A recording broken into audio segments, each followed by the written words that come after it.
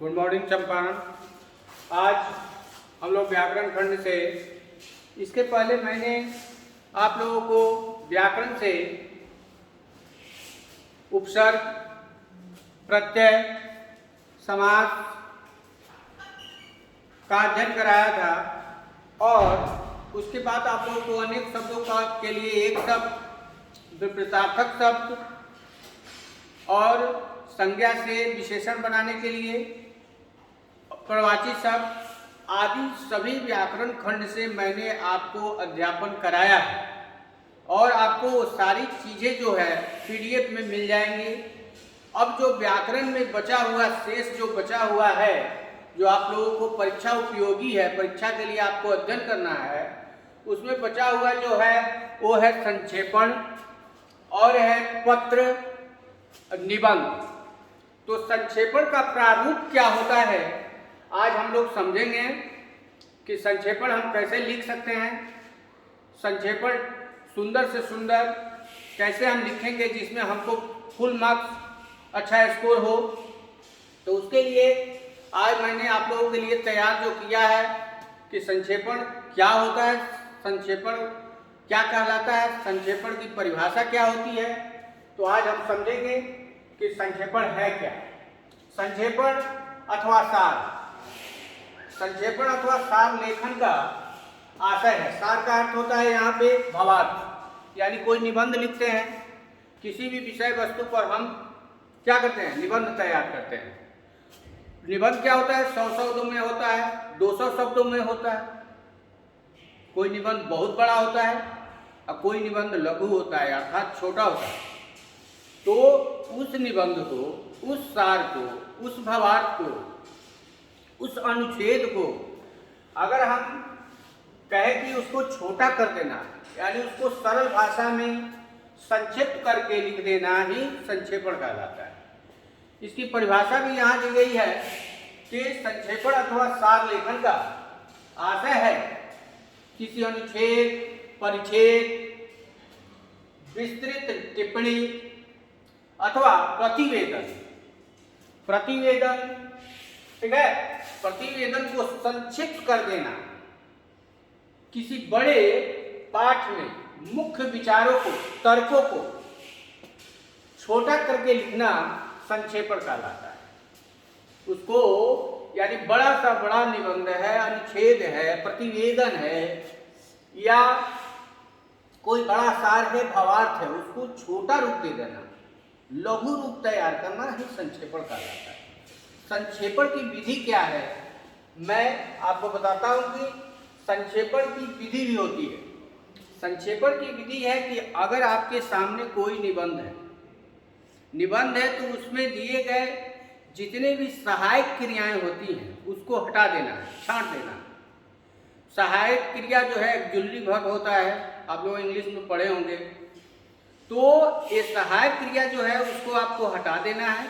उसमें मुख्य जो पद आते हैं उस पदों को आपको गिनना है, काउंट करना है।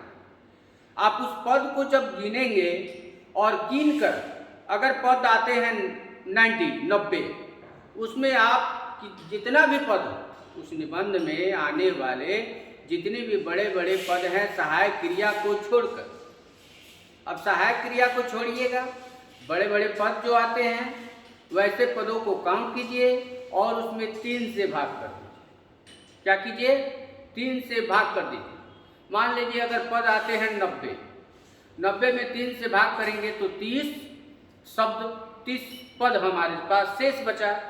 अब 30 पदों में ही हमको उतने बड़े पदों को तैयार करना है, इसी को संक्षेपण कहा जाता है। तो इसकी विधि यही है।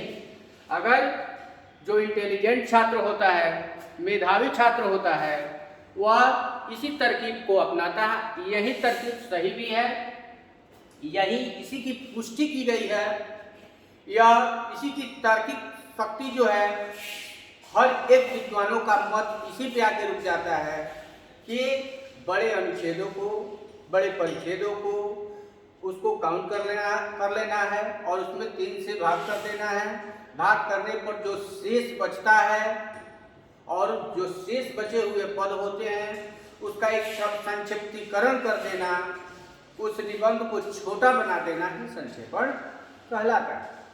अब आइए हम आपको समझाते हैं कि संक्षेपण का उदाहरण, यानी संक्षेपण हम लिखेंगे कैसे। तो लिखने के लिए मैंने एक निबंध यहाँ तैयार किया है जो बड़ा है, दीर्घ है। अब इस बड़े से निबंध को मैं छोटा करूँगा जो संक्षेपण का एक उदाहरण बनेगा। जैसे कह रहा है कि प्रत्येक मनुष्य के जीवन में उद्देश्य का होना बहुत ही जरूरी है, यानी प्रत्येक मनुष्य के जीवन में उद्देश्य होना चाहिए, क्योंकि जानते हैं लक्ष्य नहीं जिसके जीवन में ऐसे वो खो जाते हैं, लक्ष्य नहीं जिसके जीवन में ऐसे वो खो जाते हैं जैसे हजार पत्ते पानी में बह जाते हैं। तो लक्ष्य जो होता है, लक्ष्य की सिद्धि मानव का परम धर्म है। जो लक्ष्य साधा वही जीवन में महान बनता है। फिर से मैं बताता हूं, आपके लिए बहुत ही श्रेष्ठ है कि लक्ष्य नहीं जिसके जीवन में ऐसे वो खो जाते हैं जैसे हजार पत्ते पानी में बह जाते हैं। देखिएगा बहुत सारे पत्ते पानी में बह जाते हैं, उसी पत्ते की अस्तित्व होती है जिसका लक्ष्य होता है। इसीलिए लक्ष्य का होना बहुत ही आवश्यक है। तो कह रहा है कि प्रत्येक मनुष्य के जीवन में उद्देश्य होना चाहिए। यदि कोई तुम्हारा उद्देश्य नहीं है तो तुम सफल नहीं हो। कह रहा है कि क्या करोगे इसको तुम्हें जानना है, आवश्यक है। तुम क्या करना चाहते हो ये जानना आवश्यक है। उद्देश्यहीन मनुष्य बिना पतवार की नाव की तरह है। उद्देश्यहीन यानी लक्ष्य नहीं है, उद्देश्य नहीं है, तो बिना पतवार का जैसे नाव चलता है, कहीं भी डूबो सकता है, कहीं भी डूब सकता है, उसी के समान आपका जीवन हो जाएगा। विभिन्न मनुष्यों के विभिन्न उद्देश्य होते हैं। अलग अलग मनुष्य है, अलग अलग मनुष्य है तो सभी मनुष्यों का अपना अपना उद्देश्य होता है, सबका अपना लक्ष्य है। कोई व्यक्ति है जो बहुत बड़ा डॉक्टर बनना चाहता है, कोई व्यक्ति बहुत बड़ा इंजीनियर बनना चाहता है, कोई जिला अधिकारी बनना चाहता है, कोई अधीक्षक बनना चाहता है। तो सबका अपना अपना उद्देश्य होता है। कोई महात्मा बनना चाहता है, कोई बहुत बड़ा नेता बनना चाहता है।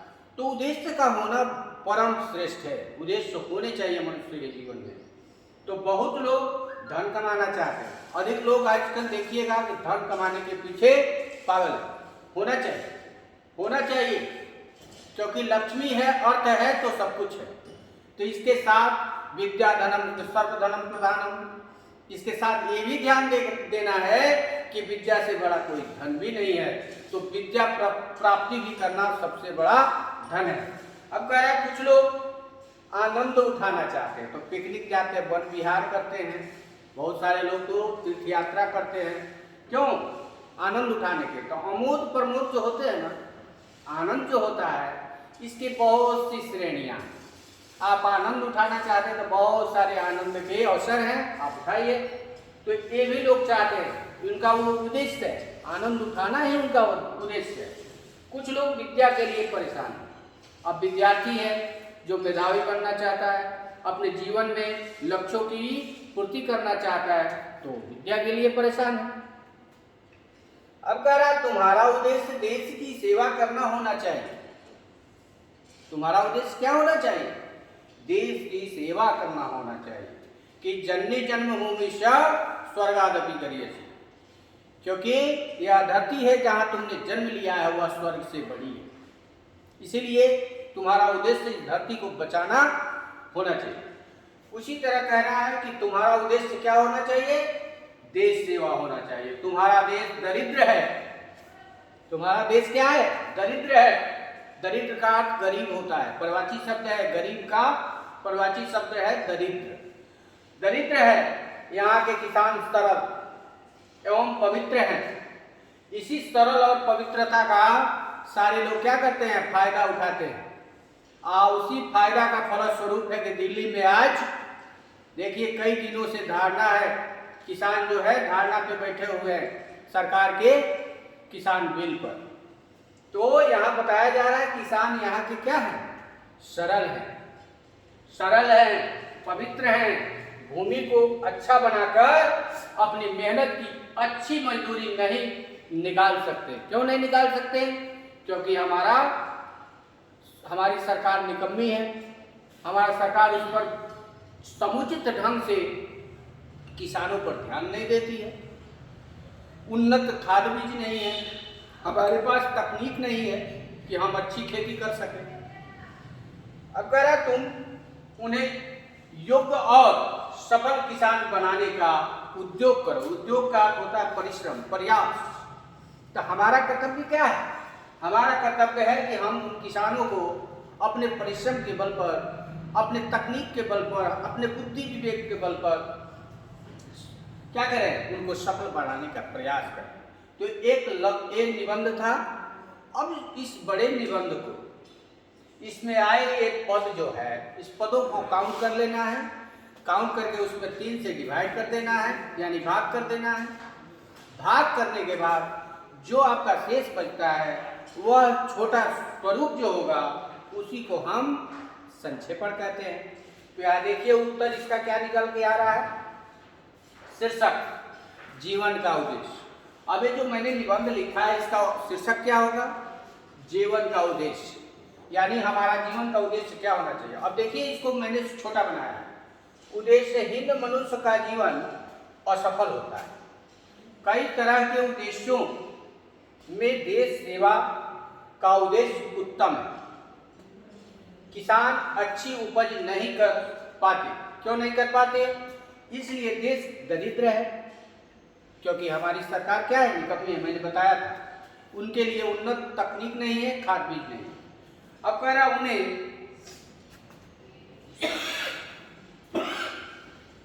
उन्हें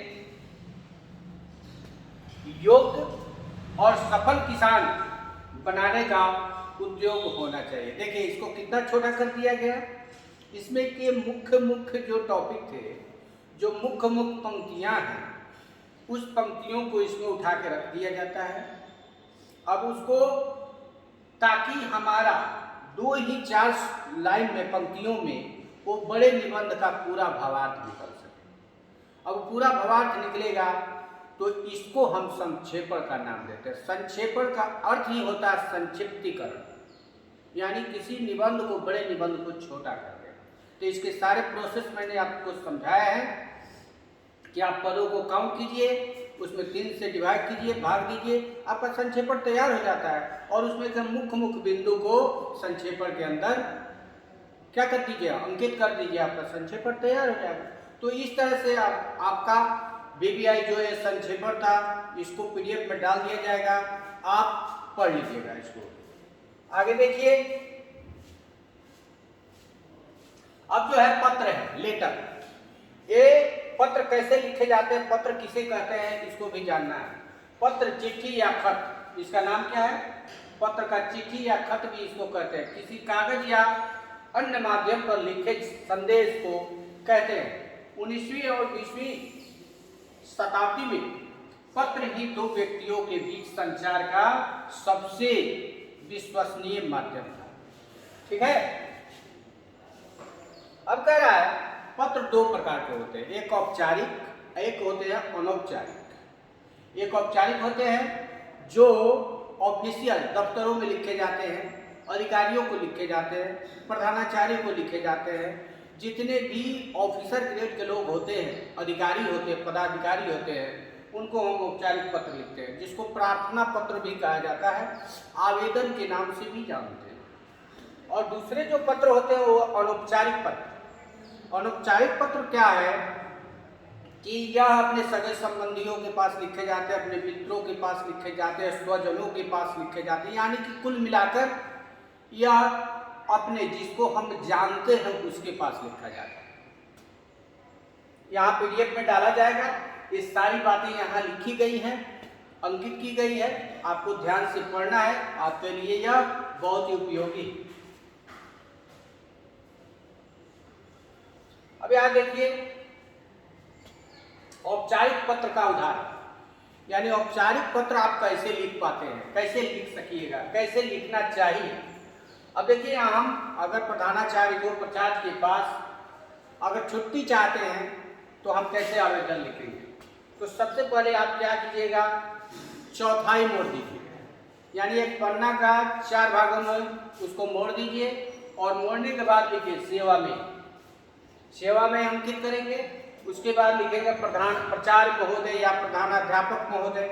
तो अगर आप कॉलेज में हैं, कॉलेज से बिलोंग करते हैं, तो आप प्रधानाचार्य नहीं लिखिएगा, प्राचार्य लिखिएगा, प्राचार्य महोदय, क्योंकि कॉलेज में प्रिंसिपल होते, हेडमास्टर नहीं होते, प्रिंसिपल होते हैं। तब प्रिंसिपल को प्राचार्य कहा जाता है। प्रिंसिपल को क्या कहा जाता है? प्राचार्य। तो लिखेंगे प्राचार्य महोदय, एमएस कॉलेज मोतिहारी, पूर्वी चंपारण बिहार। हमारा विषय क्या है? तो यहाँ विषय जरूर अंकित करेंगे, सब्जेक्ट। तो विषय में होगा अवकाश हेतु प्रार्थना पत्र, यानी हमको अवकाश का अर्थ होता है छुट्टी। अवकाश का अर्थ होता है छुट्टी, तो छुट्टी के लिए हमको प्रार्थना पत्र चाहिए। उसके बाद लिखिए महाशय, सबने निवेदन है कि मैं आदित्य कुमार, अपना नाम लिखिए। अगर लड़का है तो अपना नाम लिखेगा आदित्य कुमार, लड़की है तो कुमारी, अपना नाम लिखकर। आपके कॉलेज के 12वीं का छात्र हूँ। विशेष बात यह है कि मेरे घर पर बहुत जरूरी कार्य है, अतः आपसे निवेदन है कि मेरे प्रार्थना पत्र को स्वीकृत करने की कृपा प्रदान करें। क्या है कि मैंने छोटे शब्दों में ही पत्र को बड़े ही ढंग से लिख दिया। इसमें अपना कारण लंबा चौड़ा बहुत सारे लोग बताते हैं कि मेरी बहन की शादी है, तो ये है, फला है, चिल्ला है, कुछ बताने की जरूरत नहीं है।